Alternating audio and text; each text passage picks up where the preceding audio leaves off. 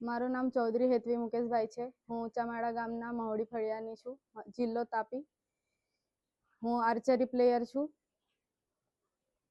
મેં આર્ચરીની શરૂઆત મારા પપ્પાના થ્રુ જ કરી છે. મારા પપ્પા બોડેલીમાં ટીચર છે.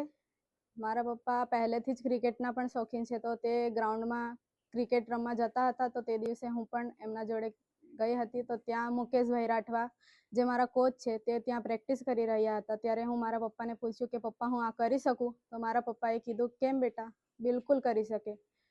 તો મારા પપ્પાએ મને પછી કીધું કે સારું, હું વાત કરું છું. તો ત્યારે તેમણે મારા કોચ સાથે વાત કરી. તો સર પણ મને ટ્રેનિંગ આપવા માટે તૈયાર થઈ ગયા. ત્યારબાદ મેં ધોરણ 6 થી આર્ચરીની શરૂઆત કરી. ત્યારબાદ 1 વર્ષની અંદર હું પ્રથમ નેશનલ રમી, તેમાં મારો ગોલ્ડ મેડલ આવ્યો. ત્યારબાદ સતત મેં બોડેલીના કોલેજ ગ્રાઉન્ડમાં પ્રેક્ટિસ કરી. ત્યાં કોલેજના જે પ્રોફેસર હતા, તેમણે પણ મને ખૂબ પ્રોત્સાહન કર્યું, ગ્રાઉન્ડ આપ્યું પ્રેક્ટિસ કરવા માટે. ત્યાં સુમનભાઈ રાઠવા જે છે, તેમણે મને ગ્રાઉન્ડમાં પ્રેક્ટિસ કરવાની પરમિશન આપી, તેમજ પ્રોત્સાહન કર્યું આગળ વધવા માટે. તો ત્યારબાદ હું ધોરણ 6 થી 8 બોડેલીમાં પ્રેક્ટિસ કરી કોલેજના મેદાન પર. હું સતત નેશનલ રમી, મેડલ લાવી. ત્યારબાદ મારું નડિયાદ ખાતે જે આર્ચરીની એકેડેમી છે, ત્યાં મારું સિલેક્શન થયું. હું 3 વર્ષ નડિયાદ ખાતે રહી. ત્યારબાદ નેશનલ સેન્ટર ઓફ એક્સેલન્સી, જે ઇન્ડિયામાં ફર્સ્ટ ટાઈમ ઓપન થઈ હતી, ત્યાં સિલેક્શન ટ્રાયલ હરિયાણા ખાતે હતો. ત્યારે મને 1 દિવસ આગળ જ ખબર પડી. ત્યારે મારા પપ્પા મને કીધું કે બેટા, હું આવીશ તારી જોડે. તો પપ્પા જ મને ત્યાં ટ્રાયલ આપવા માટે લઈ ગયા અને હું ટોપ 2માં સિલેક્ટ થઈ. અને પછી રિઝલ્ટ આવ્યું 2021 નવેમ્બરમાં.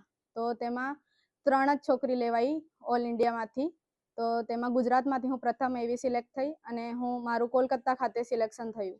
હું 3 વર્ષ ત્યાં રહી. તે દરમિયાન મને ઓલિમ્પિયન રીના કુમારી, જે ઓલિમ્પિયન છે, તેમણે મને કોચિંગ આપી. તેમના અંડરમાં રહી મેં પ્રેક્ટિસ કરી અને હું નેશનલમાં મેડલ લાવી, ઈસ્ટ ઝોનમાં ગોલ્ડ મેડલ, પછી સ્ટેટ ચેમ્પિયનશિપમાં ચેમ્પિયન રહી. પછી સબ જુનિયર જે નેશનલ છે, તેમાં પણ ટોપ 8માં હતી. ત્યારબાદ મારું કોરિયા ખાતે સિલેક્શન થયું.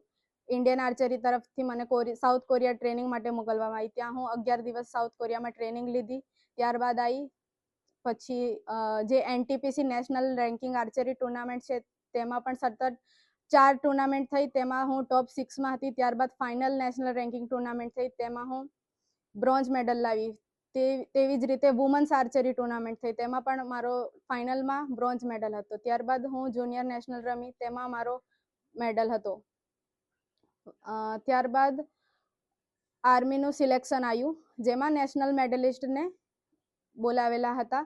તો હું ત્યાં આર્મીને ટ્રાયલ આપવા ગઈ, બધી પ્રોસેસ પૂરી થઈ. ત્યારબાદ અત્યારે 17 તારીખે રિઝલ્ટ આવ્યું, તેમાં હું આસામ રાઇફલ આર્મીમાં સિલેક્શન થઈ. અને આ સિલેક્શન થઈ તેનો મને ખૂબ ગર્વ છે. હવે મારે દેશ માટે, પહેલાં હું રમતી જ હતી, હવે ઇન્ડિયન આર્મી માટે લડવું બી છે અને દેશ માટે રમવું બી છે. જય હિન્દ, જય ભારત, જય જય ગરવી ગુજરાત, જય આદિવાસી.